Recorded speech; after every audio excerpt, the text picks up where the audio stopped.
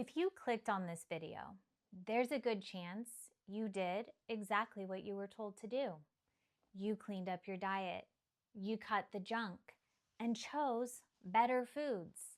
And instead of feeling lighter, clearer, or more energized, you became more inflamed, more reactive, more exhausted. That experience messes with your head.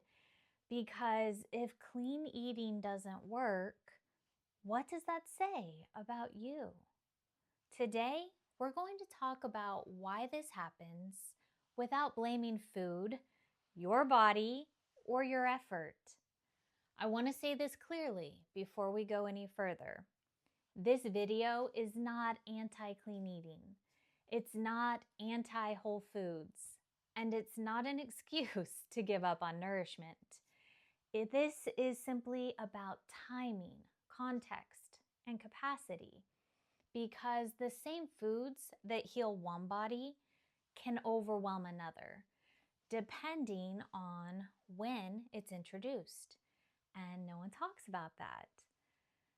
So, most wellness advice is built on a hidden assumption that digestion, detox, and stress responses are all functioning well enough to handle healthy foods. But for many women watching this, assumption in that way is false. If your gut motility is slow, if stomach acid is low, if bile flow is impaired, if your nervous system is stuck in flight or fight, then even the cleanest foods can still become a stressor. Not because that food is bad, but because your body can't process it properly yet. So let's talk about when clean eating actually looks like when people are trying to heal. So they'll often have more raw vegetables, more fiber, more salads, more cruciferous greens, more smoothies, less carbs, less fat, less salt, less calories. On paper, it looks virtuous.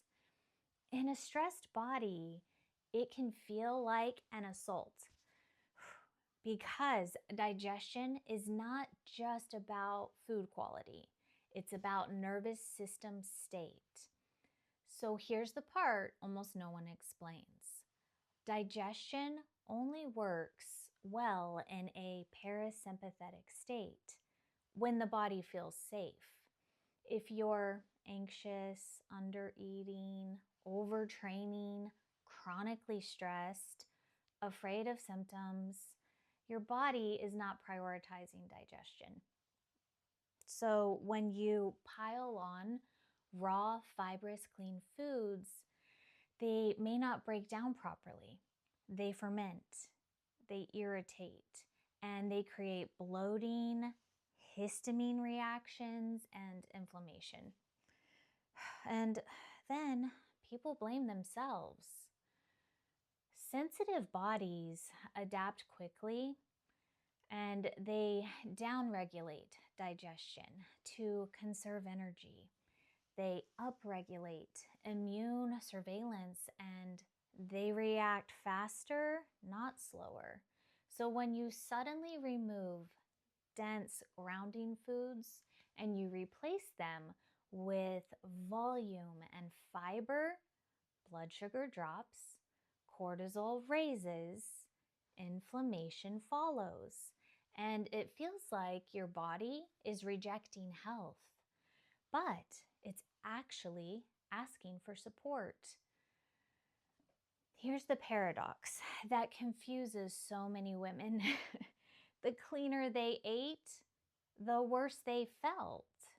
So they cleaned it up more and restricted more and tried harder. That cycle doesn't lead to healing. It leads to depletion. And depletion always shows up as inflammation eventually. So when your body reacted to clean eating, it wasn't saying this food is bad. It was saying, I don't have the resources to process this right now. That's a completely different message. One leads to fear and restriction. The other leads to strategy and pacing. The goal of healing is not eating the cleanest, being the strictest, following the most rules. The goal is restoring capacity. Capacity to digest, capacity to detox, capacity to tolerate nourishment. And capacity is rebuilt, not forced. In the next video, we're going to talk about something even harder to unlearn. Why pushing through symptoms, even when you're told it's die-off or normal, keeps so many women stuck in chronic illness. Because there's a difference between healing discomfort and warning signals. And learning that difference changes everything. If this is encouraging for you, I want you to share this video with a friend. I want you to take a breath, and I want you, once again, to ask yourself, what are you looking for? What are you hoping for? What are you reaching for? In today's world, there is so much coming at us constantly. This channel is primarily about nutrition, but lifestyle matters. In addition to the nutrition, I want you, as you're watching this series, to keep asking yourself, what am I looking for? What am I hoping for? What am I reaching for? Because that internal goal is important. It's absolutely crucial as we discover together what changes you need to make and you implement them. It is going to be in response to that internal question. What am I looking for? What am I hoping for? And then take a breath and consider, what have you tried? What are you willing to try? What's the next step? While finding peace and security and knowing you haven't failed. You're just working towards it. Ask yourself. And I'll see you in the next video.